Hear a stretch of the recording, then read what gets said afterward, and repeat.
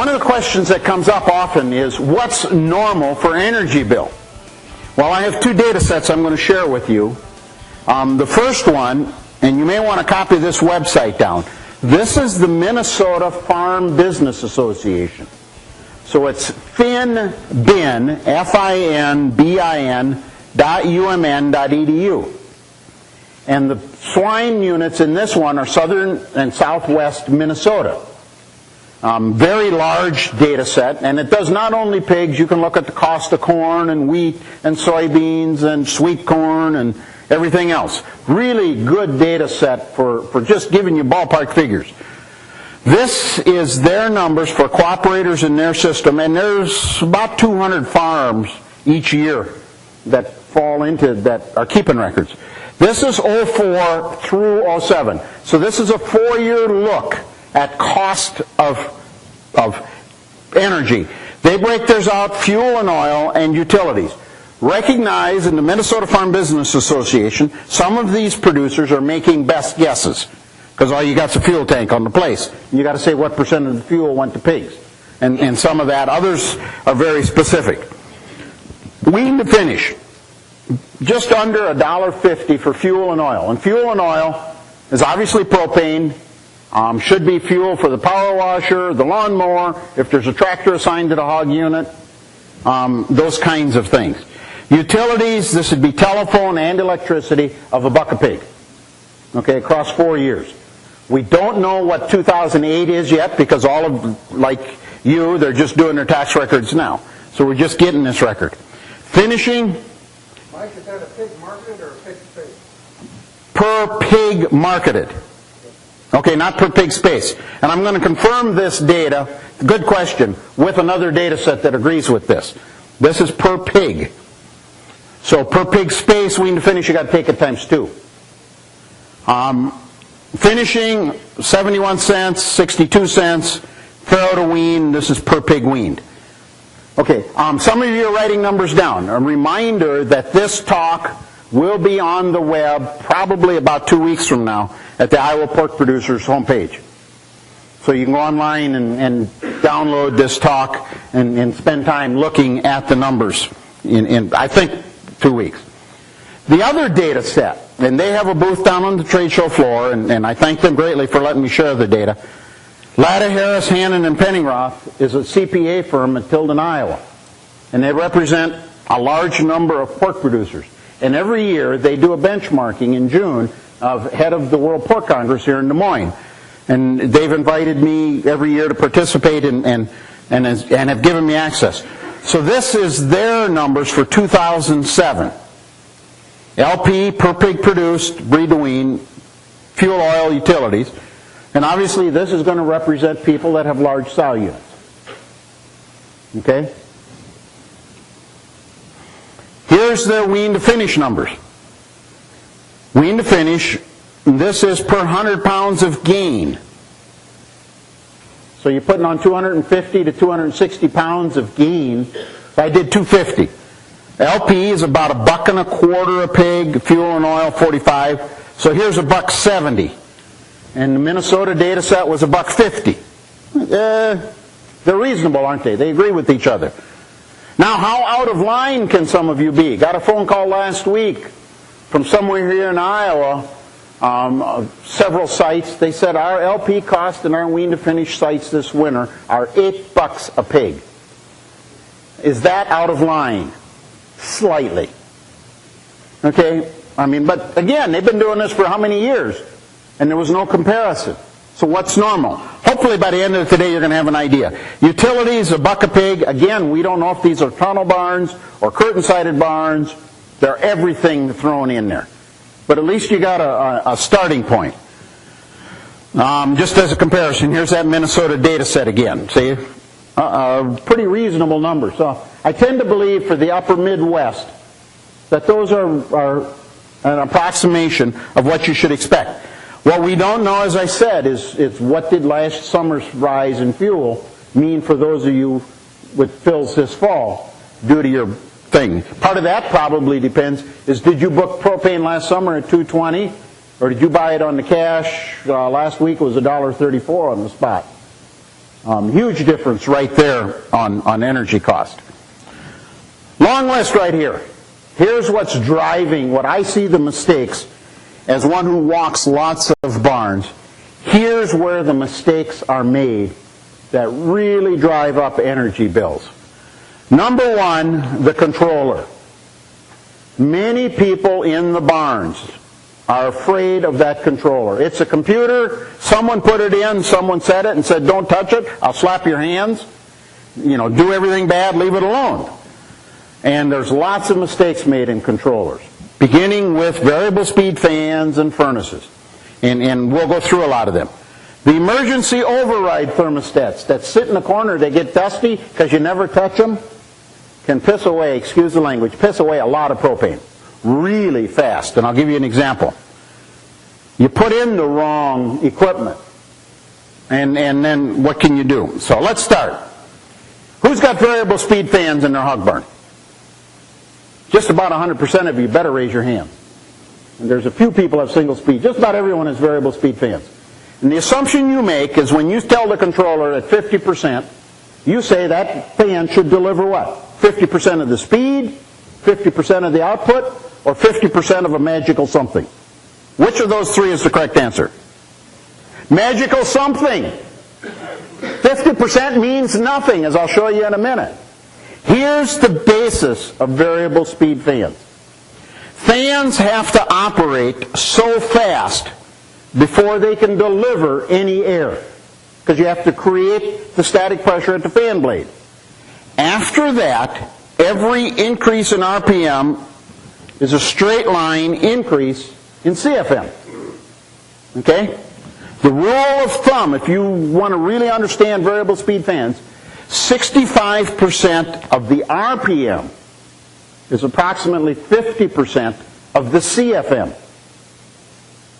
I've looked at a lot of fans when the companies have given me their tech literature, and it runs real close to that. It might be 62, might be 67. But if you figure 65% RPM gives you 50% CFM. That sounds pretty simple. Okay? Secondly, and these numbers are going to be a little small, but you'll understand what I'm after. Every fan motor responds differently to the same exact voltage. Almost every controller out there sends a voltage signal to the fan. And there is no feedback circuit, right? Because on the 230 circuit, you run line 1, line 2, neutral, and a ground. There is no feedback. So all you do is send a signal, and whatever's on that line operates on that signal. So this is AP's, Airstream. There's their 18F, there's their 24F fan. They'd be common pit fans, right? APP 24F is, a lot of you have that, some of you have 18Fs, on nurseries especially. 174 volts. That one puts out 96% of its rated CFM. That one puts out 76%. Okay, and they're both on a controller. And the controller doesn't know. Beginning to see the challenge? Here's Aerotech. There's their 18-inch. There's a fan that's 50%, and there's a fan at 45% at 131 volts. Every brand of motor and size of motor responds differently to voltage. The smaller the fan, the more the variation between. Thus, when some of you have replaced, got two fans on stage 1, replaced one of the fan motors, right? And suddenly the fan, he's laughing. And the fan's different, isn't it? When you replace a motor, if you don't put the exact same, you went to Granger and bought the fan motor, right? Yeah. Cheapest you can get it. It's a different motor. So a Dayton and a Magnatech and an Emerson and a GE all respond to different RPM to the exact same voltage. Okay, so that's the number one cause right there of why that fan was different. Here's a better look. Here's 3 common fans that I see a lot out in the field. And this is the percent of full CFM. We aren't going to worry how much they deliver. But this is their response to volts. We're going to wire them on a 230 volt system. So here's a 12-inch APP 12 that's going to be something on a Farallon room. 12-inch. Here's an 18-inch Aerotech, and here's a 24-inch AP. That's their response, how they respond to voltage. We want 50% of the CFM. Okay? This fan, we have to deliver 107 volts. This one, 132. This one, 142.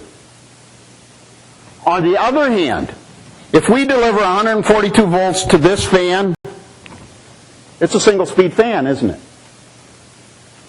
Right? All of you, anyone who's got a manual variable speed controller, turn the knob, make a fan run. Some of you used to have them, right? And you on a small fan, you barely move it, and it goes. There's why. Their response to voltage, within 20 volt change, all of the speed function happens. Manual control on them is useless. So how do we control, if this is the case, how do we do this? We're going to start with Airstream, and then I'm going to do Verifan, and then I'll talk about others. Who's got Airstream or Aerotech or Acme controllers? A lot of you in the room do. And it can be the Expert or it can be the TC5. What they have in them is something called motor curves. Okay? What the motor curve is it tells the controller how to talk to the fan. We're going to go down here. There's 10 motor curves. If my controller reads out 50%, and you think that's 50% of the speed, it can be sending a voltage signal as low as 96 volts or as high as 166 volts. And the controller reads 50%. The function of the 10 motor curves in Acme, Aerotech, and Airstream controllers is to align the voltage signal with how the motor responds. So you pick a motor curve that gives you the best response. So for here, that 24-inch fan, we'd use motor curve 4. We'd use this one on the 18 and that one on the 12-inch fan because of how they deal with different voltages. How do you know which motor curve? Fevco, which is the manufacturer of the circuitry in these controllers, publishes a one-page sheet that you can ask your Airstream, Aerotech, Acme guy for and say, give me your motor curve sheet. And they list fans and motors and which motor curve gives the best response. A common mistake I see in barns is the wrong motor curve, and the variable speed fan operates as a high-low or high-only fan.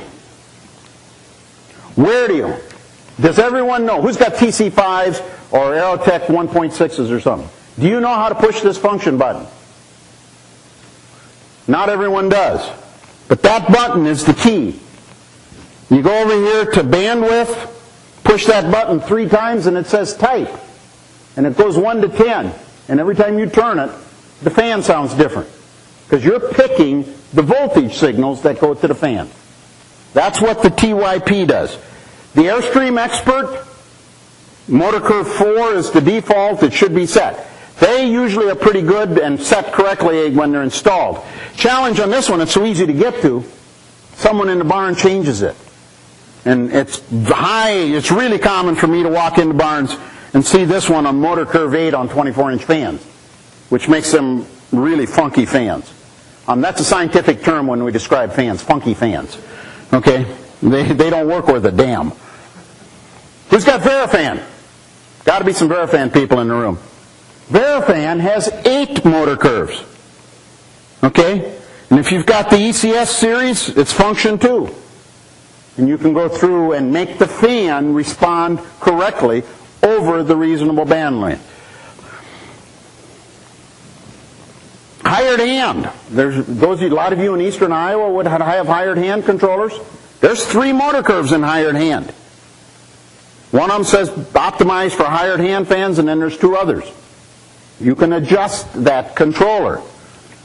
Verifan, Balco Ventra, they use a totally different circuit, fully electronic, integrated to control variable speed fans. And I fully don't understand how you match their signal to every fan, but they claim they have it worked out. I can't say good or bad. I just don't know enough about Velco, the Ventra controller. Second issue in hog barns that's driving up energy bills is our attempts to control moisture, right? We have hog barns out there, and the optimum humidity range is what, 50 to 70%? Okay, so you've got some high-powered consultant such as Mike Brumm comes to your place. Got that little humidity pen. Puts it in your barn, says your humidity level's too high. Got to do something. Get your fans up faster. Humidity's too high. What time of day did you measure humidity? A key issue on humidity control. These are some graphs of daily humidity patterns in hog barns. When are your hog barns the driest? First thing in the morning. They've had all night to dry with no pigs disturbing anything. When are they the wettest? 2 o'clock in the afternoon. Or going into the evening, because what? Every pig in the pen has drank and watered and went in the corner and urinated and defecated and rolled in it and did all the things they do. So if you're going to measure humidity, you got to account for day-night difference, morning-afternoon differences. It's going to be high in the afternoon. Big damn deal. As long as it comes down at night, I'm not going to get worried. For example, this site here. Our target is about 65. Well, we're pretty close. But if I were going to put in a system that every time it got to 70% increased my ventilation rate automatically at 70%, what would happen to my propane bill? It would go up, wouldn't it? Does it need to go up? No, humidity is going to come down anyway because it's going to go to night. The challenge in these systems is the humidity compensation that's in Airstream controllers and Aerotech.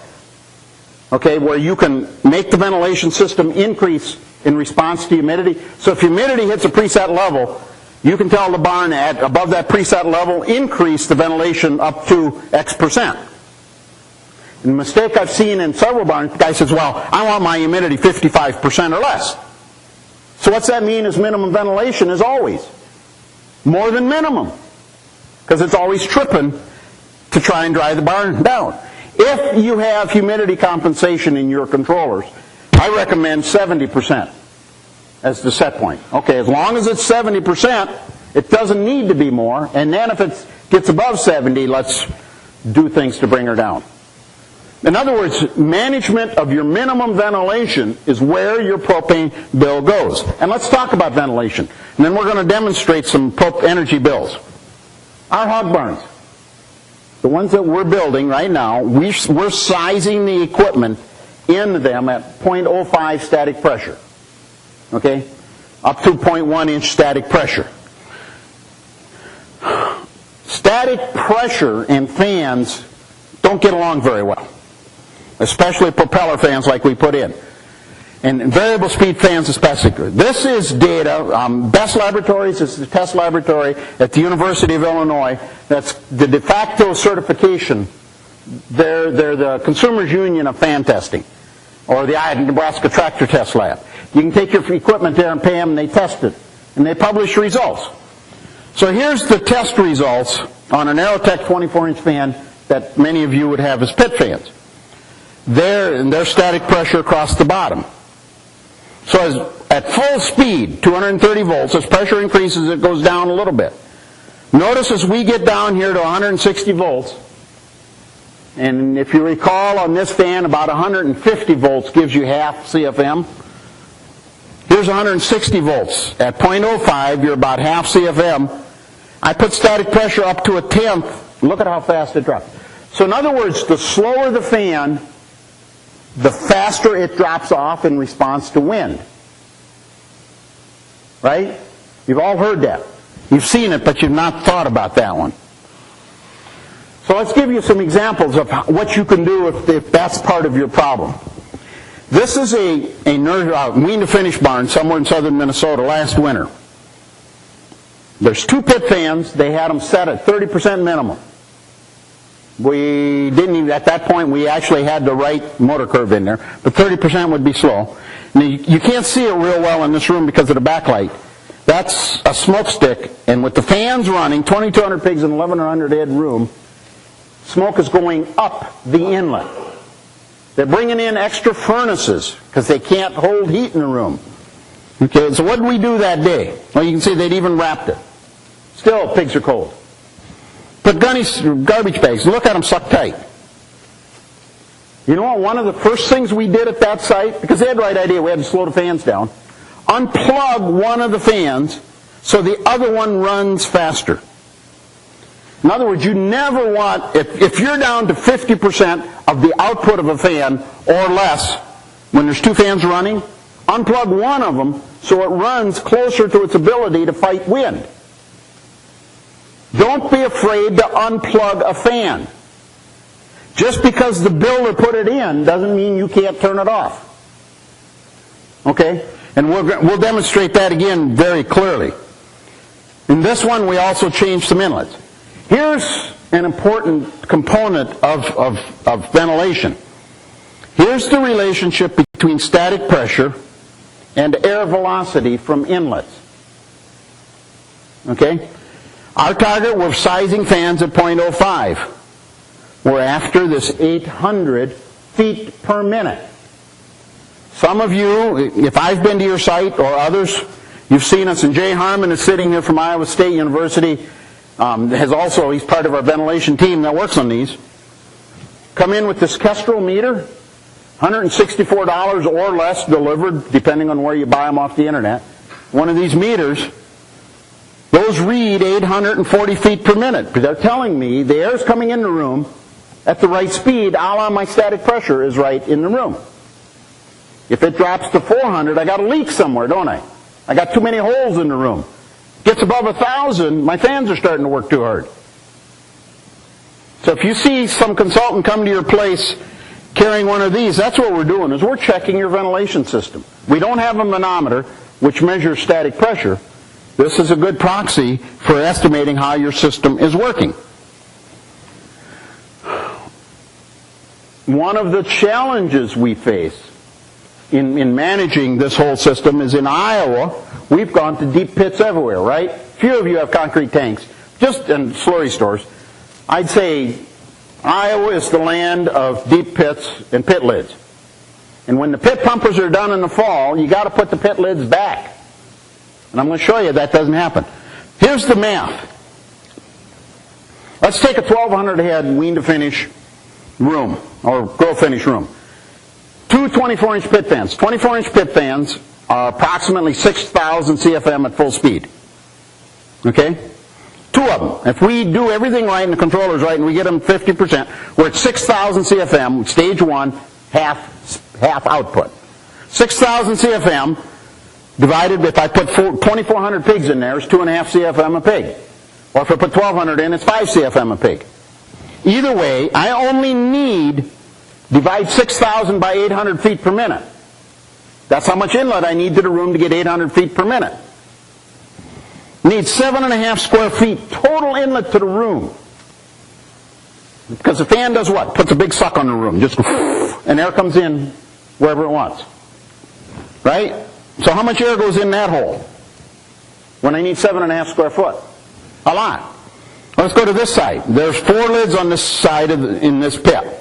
There's 1,200 pigs there. 2-inch wide by 4 foot. Those 4 pit lids are 1/3 of the inlet to the room. And you wonder why you can't get any velocity out of your ceiling inlets and why air seems to dump.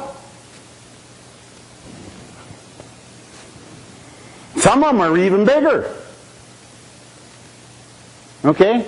Have you ever thought about Menards or Lowe's or your local hardware store, a can of spray foam after the pit pumpers are there to get those pit lids tight? It will. I want air that goes by my pigs to be fresh air, not contaminated air.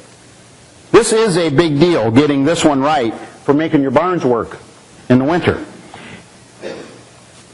Here's another one for you to ponder going into next summer.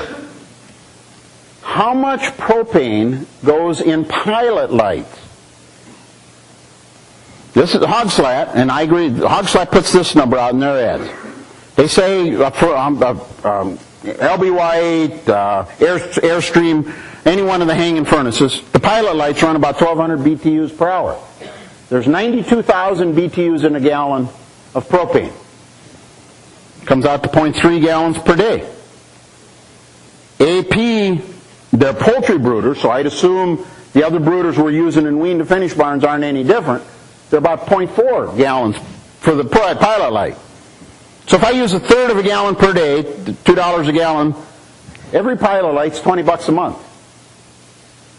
How many of you leave pilot lights on all summer because it's easier than trying to get them started in the fall? There are a few smiles here. I used to do it. But it's $20 a furnace a month. Oh, maybe I can afford to clean a furnace and start it in the fall differently. That adds up pretty fast too, doesn't it? Here's one. Let's talk furnace sizing. Who's got LB White Guardian furnaces? Who's opened it and seen this blue valve and had no idea what that blue valve was? That blue valve is not an on-off valve. That is a variable output for the furnace. The goal of your furnace sizing should be the furnace is big enough if it shuts off. Right? If the furnace shuts off, it's big enough. So you go to town and you buy a furnace, and on sale you can buy 60,000 LB White or 250,000 LB White, same price. Which one will you always come home with? Big one, because it's a better buy. So we got this room right here. We can put in that big bastard, or we can put in a 60,000. The big bastard, when it comes on, is going to do what to room temperature? Whoop and whoop. So what's going to happen to all of our controls and all that? Risk of overshoot, turn the fan on, then the furnace. If I got a smaller furnace, what happens in the room? Very gradual rise and more uniform temperature distribution, because I have this fan that's blowing air everywhere. And I don't get pockets in the room. If you have a variable output furnace, and an awful lot of you do and don't know it, turn them down to low. Right? As long as they shut off once in a while, they're big enough. Your temperature uniformity in the room will be much better. Your propane bill should be about the same or less, but it'll be more uniform. When do you need it on high? If I got pigs coming tomorrow, and I got to preheat, or I'm power washing and I need to heat. But the rest of the time, you got 1,000 furnaces in that room, adding heat. So don't be afraid to turn these down and use them as variable output. Emergency thermostats. Here's how you can get rid of a lot of propane. All of your barns should have these emergency thermostats, right? And you look at them frequently, right? Say yes, Mike. Yes, Mike. You should be. Here are the recommended settings for these emergency override thermostats. Never set the one on the heater closer than 5 degrees to the set point, because you never want this thermostat to run the furnace when the controller is there. I can show you how to get the $7 a pig wean to finish propane cost when this thermostat runs the furnace. Because the controller does what? Makes a variable speed fan run and kicks it out, and then this one runs more. The other end, and this one we don't spend enough attention to, those that are set for if the controller goes out and we need heat relief in the barn, should be set 5 degrees above the set point for the fan they're controlling. Some of you have them set permanently at 95 degrees. Your pigs will be dead before that fan ever comes on. Absolutely. And I hope to demonstrate that before the end of this talk. So those should be set. In other words, you should set them when you change set point on your controllers. It's amazing how many barns I go in, they have never been set since the day the barn was built. They should be adjusted. When you change the set point, your emergency thermostat should be adjusted to reflect that change. If not, you run the risk of this one running your furnaces. Yeah, the considerations on set point. Emergency thermostats. The contractor put it there because the panel is right on the back side. He didn't have to pull wires. It's a tunnel barn, right? There's the curtain. Those of you with a tunnel barn, spring of the year, 250-pound pigs in the tunnel barn. What's the outside air temperature when the tunnel starts operating in spring or even in fall with big pigs? About 55 degrees outside air temperature. So you got a set point of 63 minus 5, you're at 58. So that says 58, and I'm pulling 55-degree air temperature over the thermostat. What happens every time the tunnel comes on? The furnaces run. Common problem. Absolutely. So you got to check it. You also have to consider if it's stuck in a corner, you got to set it different. So you have to acknowledge where they're set. Best I've seen, this is from Pennsylvania. The 3 of them suspended in the middle of the room, sensing the same conditions that the controller is.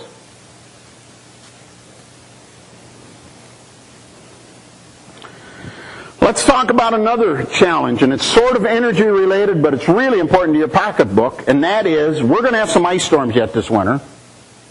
Hopefully not as bad as 2 winters ago, but it's going to happen, and we're going to have windstorms and that, and power goes out.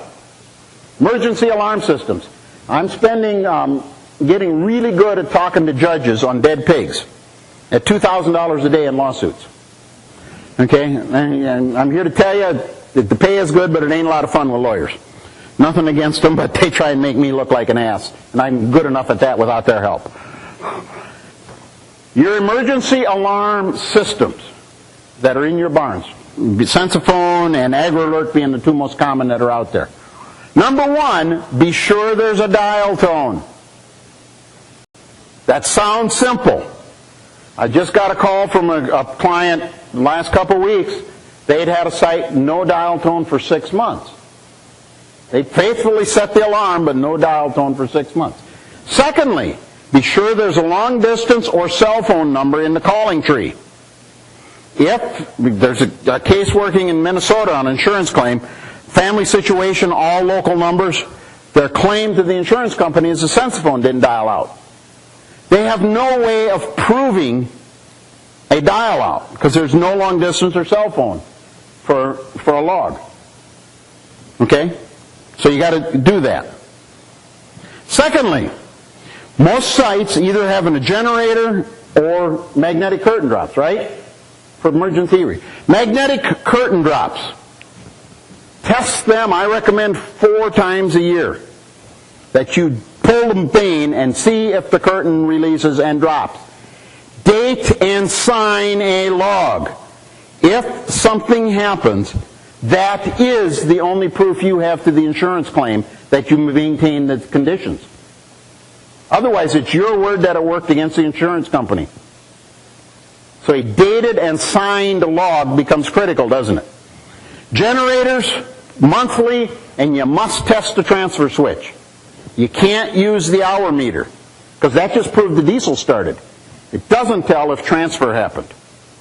Date and sign it.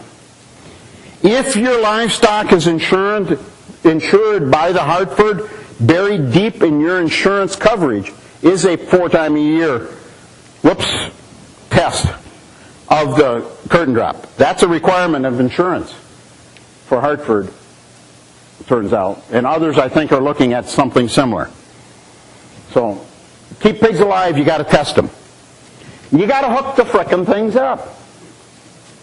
Okay, if I'm a pig owner, and you've got pigs in that barn, you're going to eat those, you're going to pay me if something happens. Because if I find that on investigating to death, that's negligent. Or negligence. Or negligence. Or negligence. It's just amazing how they don't work if they're not hooked up.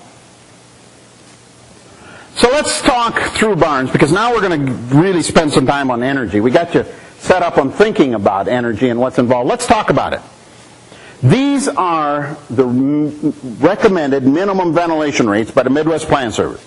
They said when you're sizing fans for the minimum air you got to move to remove the moisture produced by the pig and its activities, this is how much air you should be moving.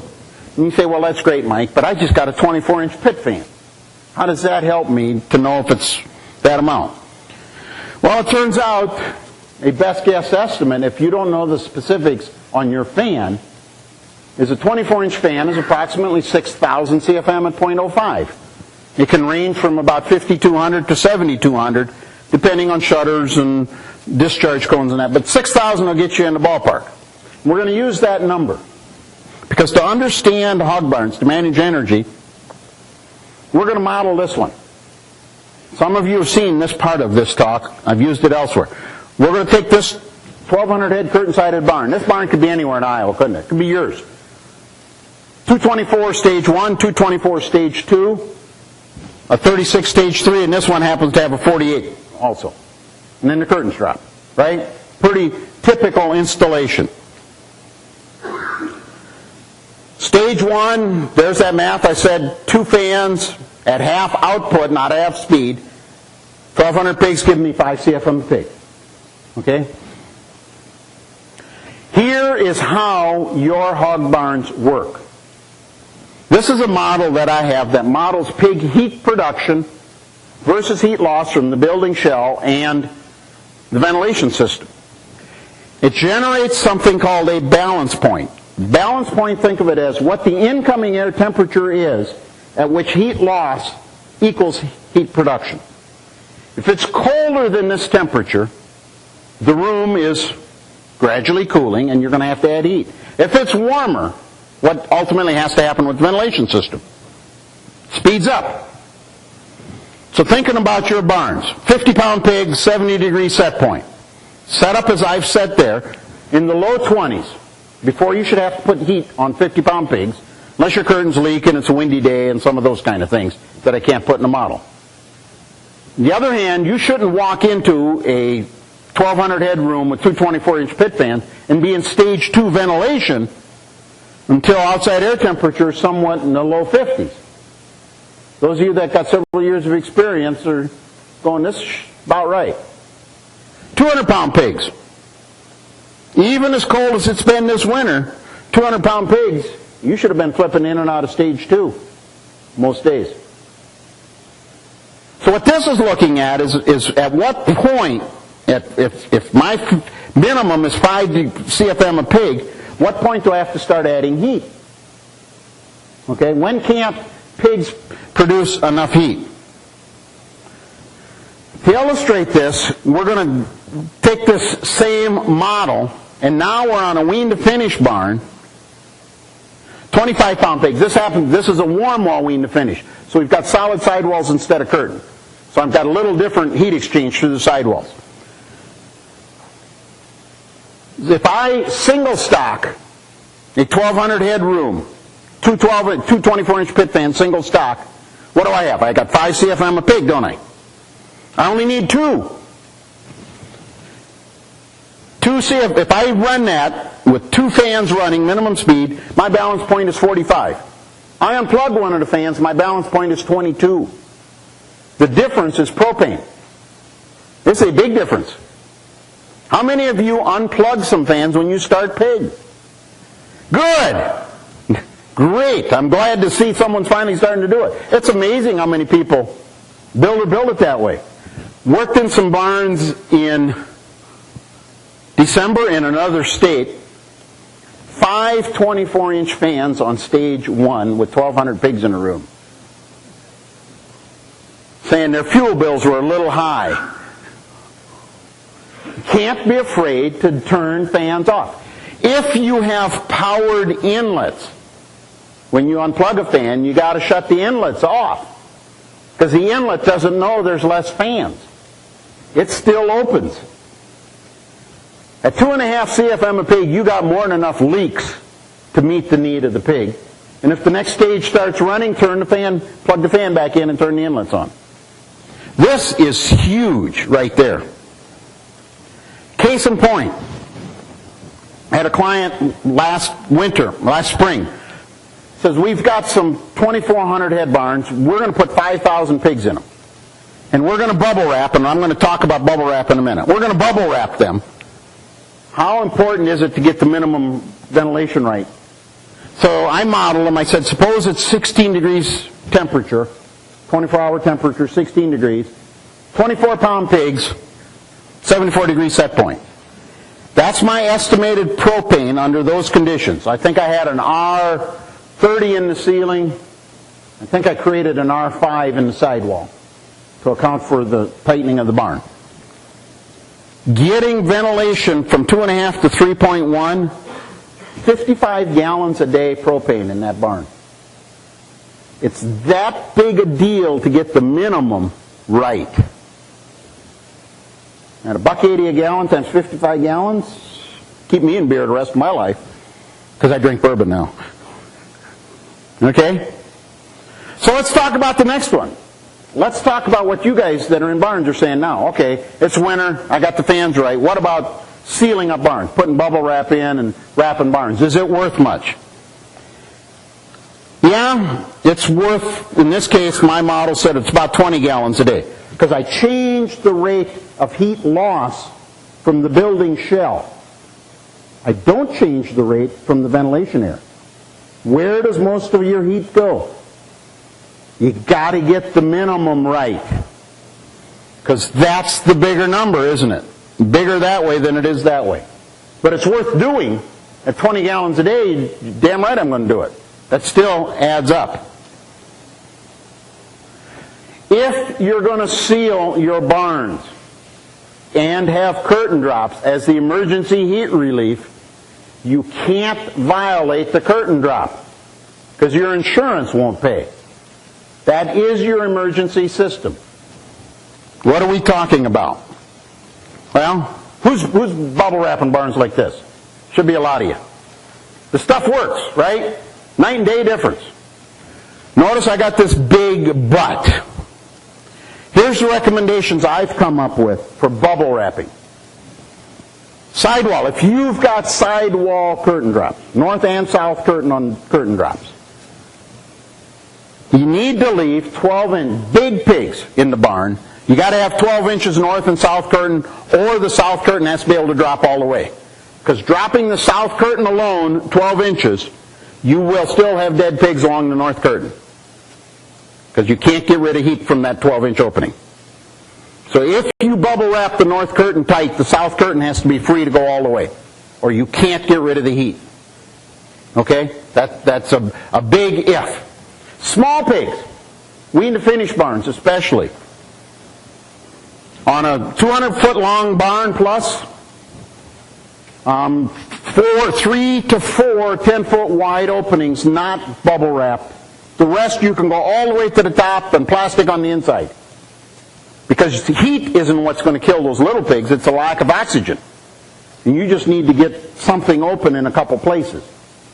And the plastic on the inside will take care of itself because you're going to take it off when the pigs are chewing it, which is about 3 weeks. But that will the idea there. Another one some of them have done on tunnel barns is we've looked at something like this where the tunnel curtain is a drop and we leave 30 to 40 foot at this end as a drop. And then we have an inlet and an outlet for heat to exit. Some would speculate we might need 1 or 2 points along there also. But a tunnel barn where we can drop the end is slightly different because now I can get flow. Air doesn't come in and exit the same point. But notice inlets and outlets. Let's talk furnaces. We mentioned furnaces being too big. Who's been in a hog room, furnace shuts off and the fan goes faster? Everyone better raise your hand. You've all done it. Right? I've done it too. In a barn. Here's how big a deal it is. Right? And it has to do with the furnace is so big it overshoots the probe and then the probe comes on. Common way it happens was in 2 of these this past summer. 1,000-head nursery rooms. Want to keep the pigs warm in the winter, so they put 250,000 BTU furnaces in a 1,000-head nursery room. Average air temperature rise when both of them come on is 7 degrees. I stood in one wean to finish barn this summer and stage 2 fan tripped every time the furnace came on. So you tell the guy, take one furnace out and put the other on low. But my pigs will get cold. If the furnace shuts off, it's big enough. Always remember that. If it shuts off, it's big enough. Pretty important point. So this is a site we'd instrumented, and this is runtime on furnaces. Wean to finish, 34 degree, December day, controller at 84. We got brooders. Warm wall barn, EPS panels, so it's a tight barn. Got brooders. This is how much the furnaces ran in the morning and the fans are tripping on and off. I changed the controller at noon, and this is how much they ran. The only change I made in the controller was change the offset so the furnace shut off at 1.5 degrees below instead of 1 degree below set point. It's that sensitive to getting that one right. Furnaces shut off, generally we say 2 degrees below set point as a starter. 1 degree isn't enough if your furnaces are big. The bigger the furnace, the bigger you got to have that temperature differential to account for that rapid influx of heat.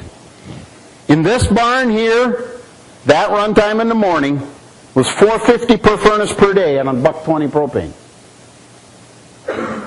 How are you going to tell if that works? Simple tool.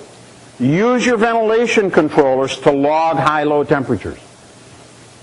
If the daily and log daily high temperature and set point temperature. If the daily high temperature when you're in full furnace mode ever gets to set point, you're within 1/10 of a degree of making your variable speed fan go faster. Because the controller's all at 1/10 of a degree above set point. Do what? Make fans go faster.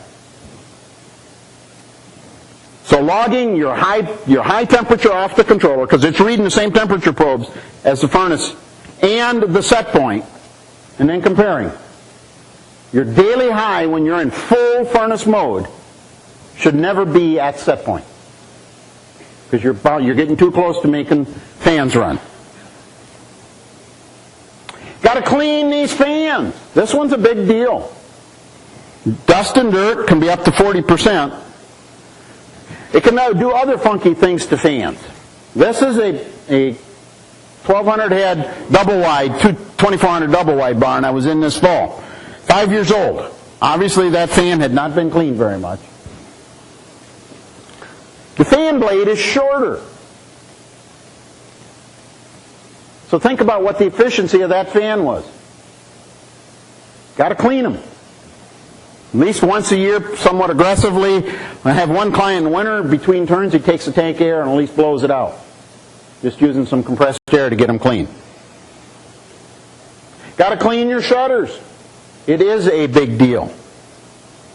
And you got to fix them. Okay? Well, you say, geez, that fan's still operating. Life, it should be pretty good. Here's how big a deal it is. If your fans have any kind of housing after the fan blades, that's there for a reason, because it controls how air leaves the fan blade. This is a barn I was in last summer. And happen to know, no wind, we happen to know, because there was a gauge on it, 0.06 static pressure, right? If you look close, that's a 36-inch fan. It can't even open the shutters. So what's that going to do to your electric bill?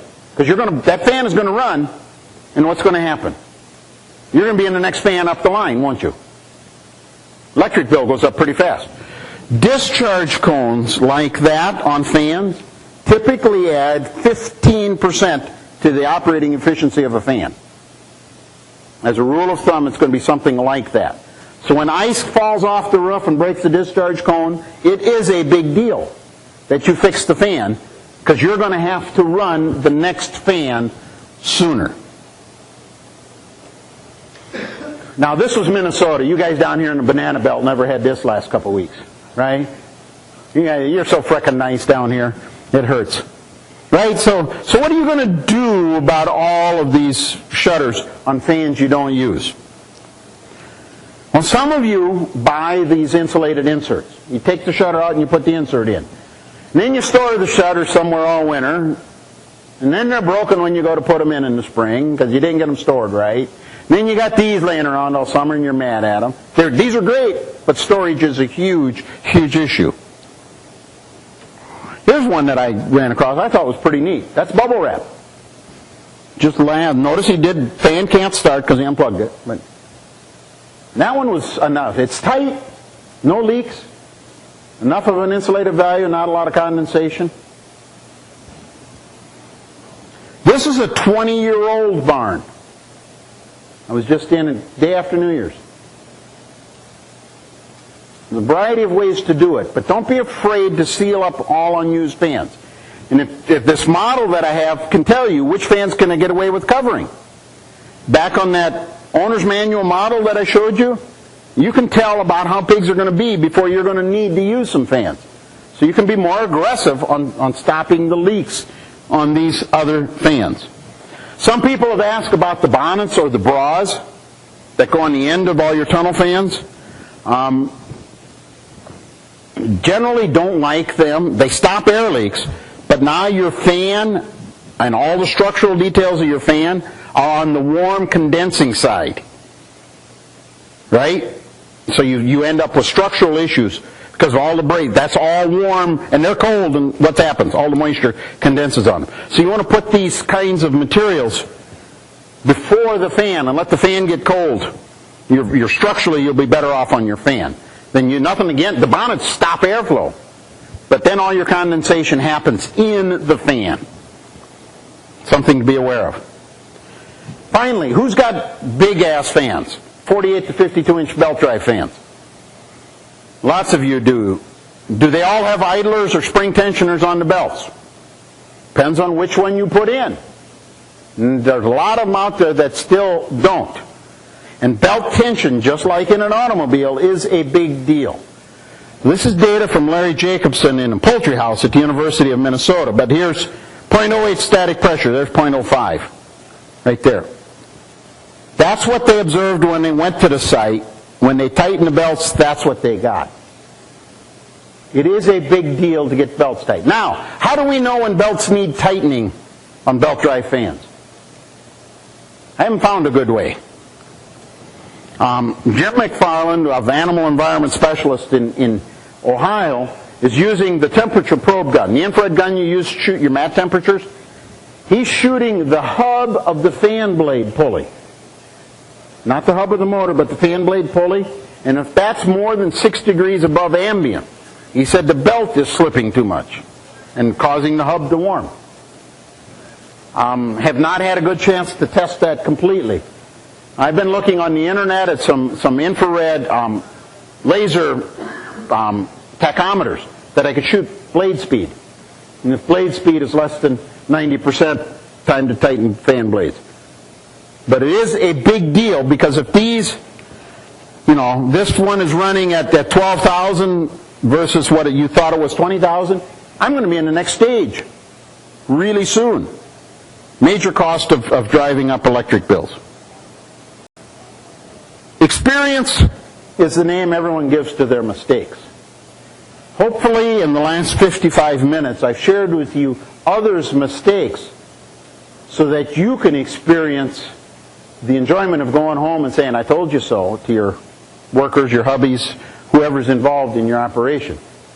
While times have been tough in the pork industry, I still believe there's a future for all of us in it. And doing my part by sharing these experiences so that you remain successful in this business we call pork production. Having said that, I'm open to questions. Oh no, I got one more. I do need to promote. As you can tell, I might have a few opinions. Minnesota Pork Producers are my sponsor, and every Friday or Monday, depending on the week, but I try once a week, I update my blog. And it's mnpork.com. And there's a big yellow balloon that says, Brumm Speaks Out. And you click on it and you get my smiling face and leads you to my blog. So every week, and a lot of these thoughts on ventilation have been there. Whatever's on my mind this week is what gets put on the blog.